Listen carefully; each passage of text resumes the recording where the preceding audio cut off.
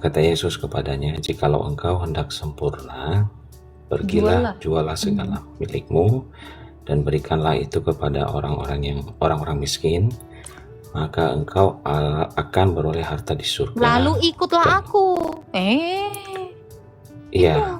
Jangan dilupakan. Coba baca lagi Matius 21. Kata Yesus kepadanya, jikalau Matius 19 ayat 21, Kak. Coba. Kata Yesus kepadanya, "Jikalau engkau hendak sempurna, pergilah, jualah segala milikmu dan berikanlah itu kepada orang-orang miskin, maka engkau akan beroleh harta di surga. Kemudian datanglah kemari dan ikutlah aku."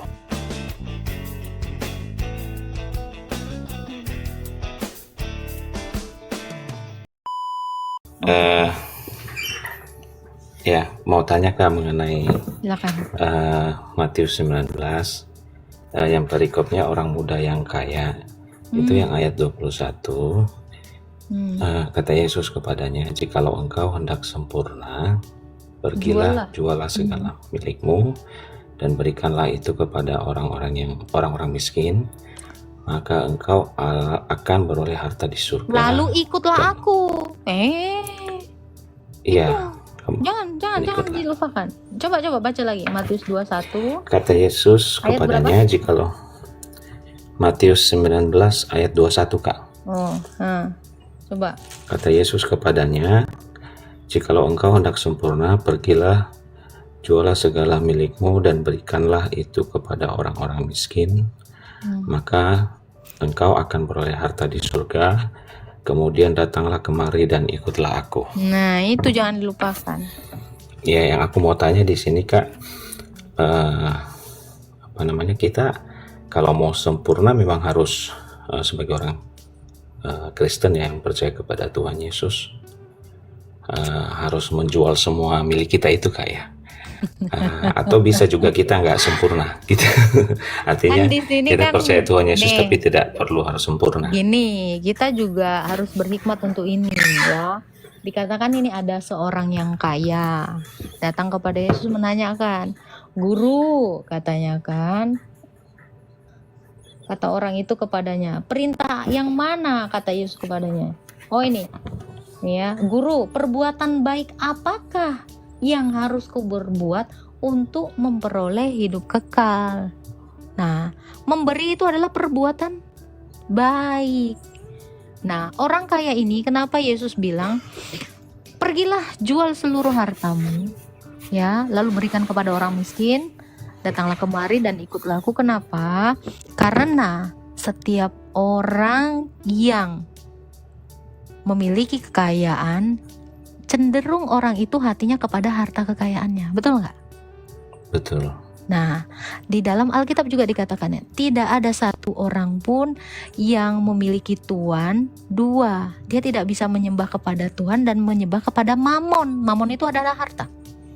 Nah itu, jadi maksud Yesus itu, kalau kamu ingin sempurna, katanya, jual semuanya. Dia kan ingin kesempurnaan. Kesempurnaan cinta. Nah itu kan. Semua itu sudah kulakukan, kata dia kan.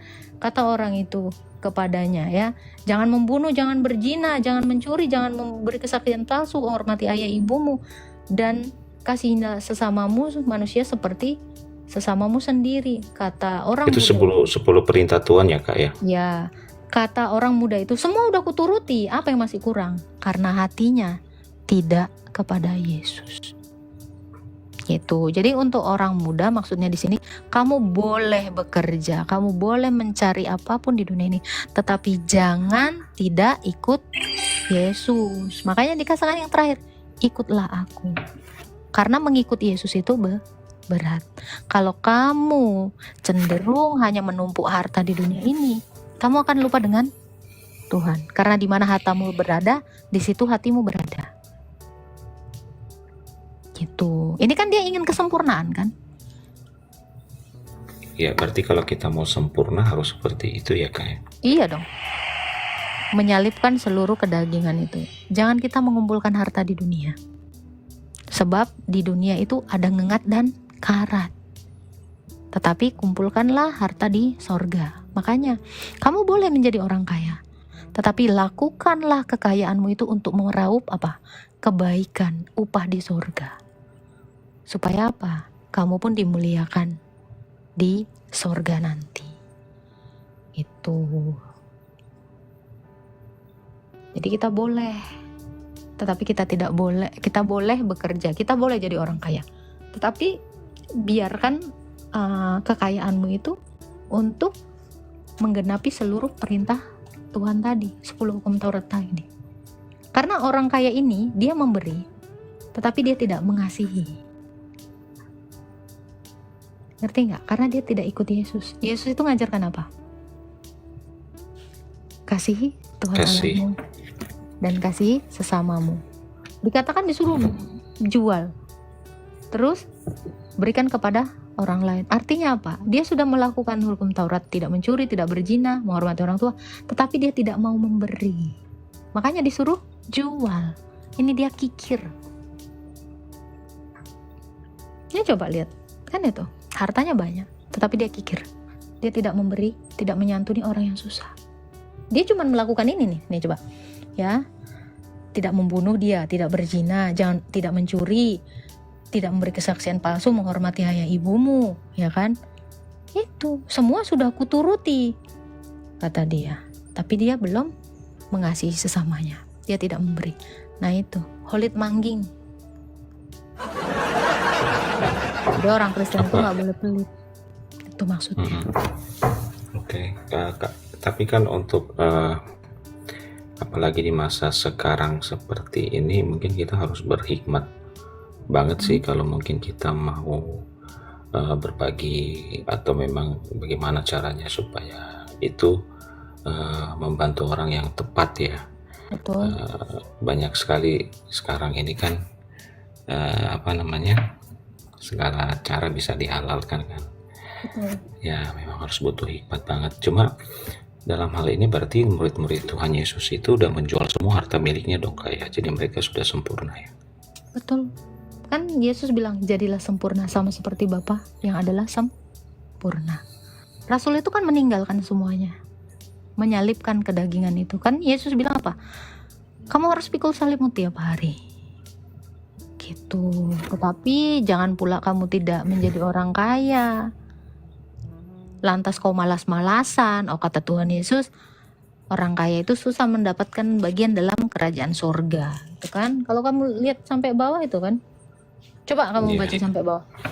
Ya. Yesus berkata kepada murid-muridnya, aku berkata kepadamu, sesungguhnya sukar sekali bagi seorang kaya untuk masuk ke dalam kerajaan surga. Sekali lagi aku berkata kepadamu, lebih mudah seekor unta masuk melalui lubang jarum daripada seorang kaya masuk ke dalam kerajaan Allah. Ya cukup menggemparkan sih ya, ketika murid-murid mendengar itu sangat gemparlah mereka dan berkata, jika demikian siapakah yang dapat diselamatkan? Yesus memandang mereka dan berkata, bagi manusia hal ini tidak mungkin, tetapi bagi Allah segala sesuatu mungkin. Ya, itu.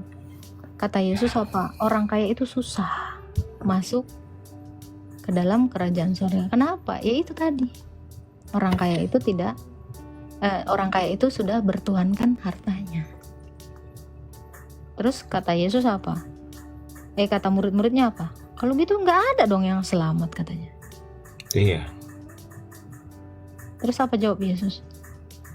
Kenapa murid-muridnya ini mengatakan kalau gitu nggak ada yang selamat? Nah karena ini katanya lebih mudah. Kau mau bayangkan ya, unta masuk lubang jarum itu lebih mudah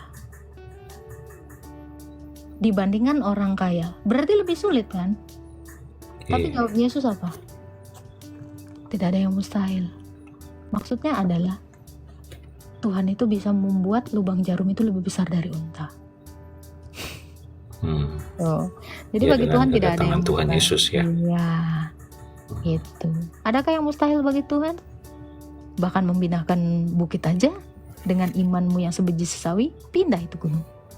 Tuh.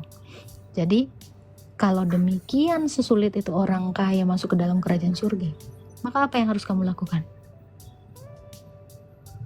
jual hartamu. Jangan menyembah Mamon, tetapi sembahlah Yesus dan bekerja samalah dengan Mamon. Gunakan Mamon itu untuk kemuliaan Tuhan. Itu juga ada dalilnya, tapi saya lupa di mana. Coba yang di bawah Faslab carikanlah. Bekerja samalah dengan Mamon. Gunakanlah itu untuk memperoleh kebaikan. Kenapa? Karena gini bro, ketika kamu mati, harta itu tidak ada satupun yang bisa membantu kamu. Sebanyak apapun kamu kumpulkan hartamu itu. Karena orang itu mati sendiri-sendiri. Gak ada yang gandengan tangan, apalagi gandeng harta. Gak ada. Seperti itu. Lukas 16 ayat 9. Coba bacakan Pak. Lukas 16 ayat 9.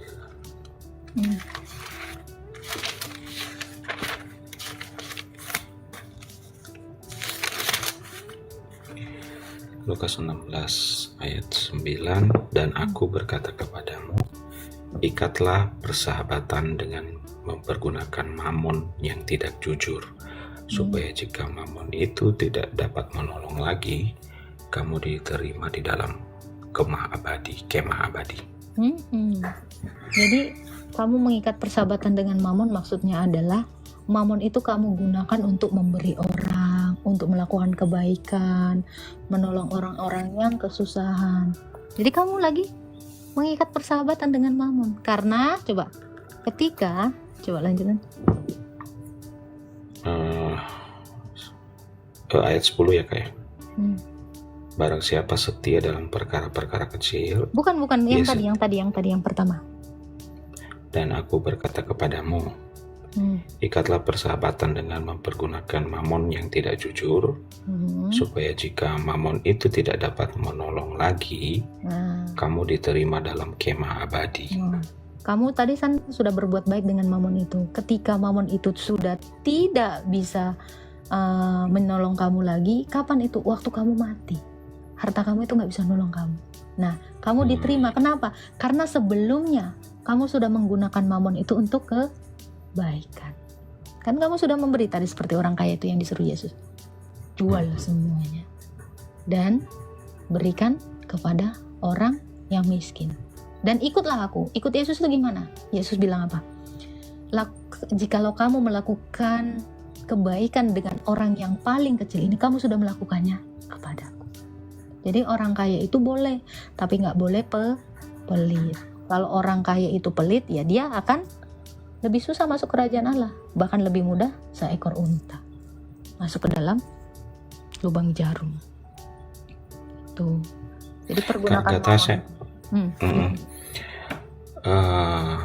mungkin sedikit keluar dari sini ya. Mungkin secara logika aja itu pelit dan hitung-hitungan itu semua berbeda atau gimana ya. Contohnya kita harus menghitung dari penghasilan kita cukup nggak sebulan untuk membiayai keluarga, tetapi di samping itu kita juga harus menyisihkan membantu pelayanan pelayanan penginjilan atau membantu orang miskin yang membutuhkan. Ada ayatnya. Ini juga ada ayatnya ya. Saling membantulah kamu, terutama kepada teman seimanmu.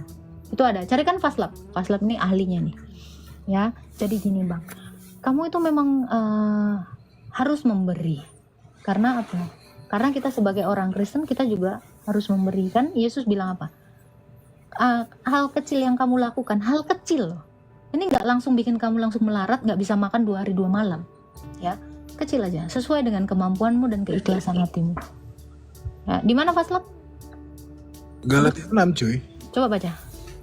Dari apa, layar atau baca? Gak apa-apa, bacakan aja.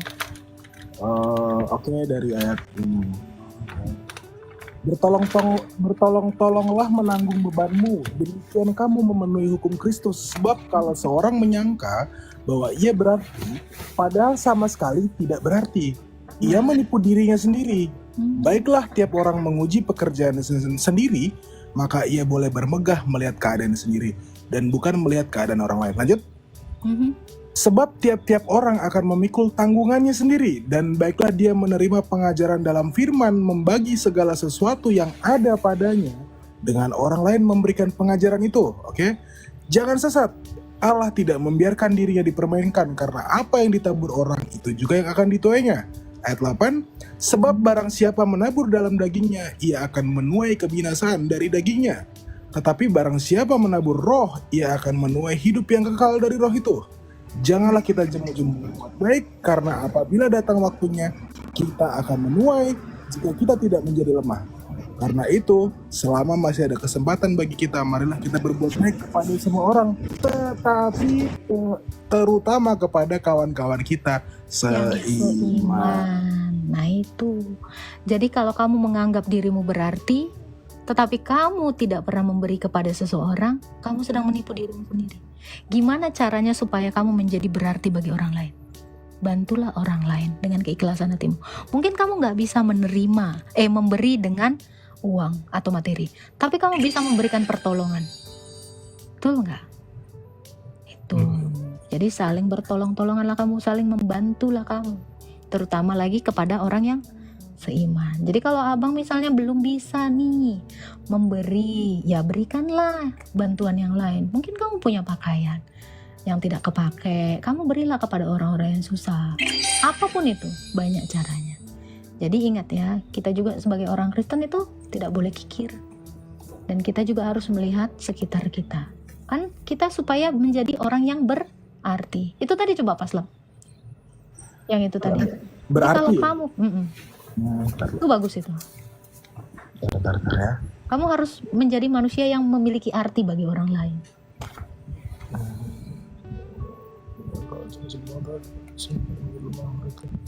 Yang awal-awal tadi kayaknya ya. Nggak tahu aku. Oh ini Jadi nih. Oke, ketemu. Bertolong-tolonglah menanggung bebanmu, demikianlah kamu memenuhi hukum Kristus. Ayat 3 nih ya. Sebab kalau seseorang menyangka bahwa ia berarti, padahal sama sekali tidak berarti. Ia menipu dirinya sendiri. Nah itu, mungkin Pak Rido belum bisa menolong orang lain, tetapi setidaknya kamu berarti bagi keluargamu dulu. Itu. Amin. Jadi terutama yang seiman, dari keluargamu, lalu teman seimanmu, baru kalau kamu punya yang lebih, kasihlah ke orang yang tidak seiman pun boleh. Karena menolong itu tidak menanyakan imannya, tetapi terlebih-lebih adalah yang Seiman. Gitu. Jual HP-mu, nggak gitu juga guys. Terus jual HP, terus lu ini ngasih ke orang, itu namanya nggak berhikmat, itu namanya botol. Jadi kamu itu kalau mau memberi bukan artinya jual HP. Nah melalui HP-mu itu kamu menghasilkan uang, lalu bisa kamu memberi. Kan banyak cara. Kita dikasih ini sama Tuhan. Oke? Iya. Iya Kak, oke. Terjawab. Terima kasih banyak nih. Tuhan memberkati Kak Agatha dan Fatslav ya. Ya. Yoi.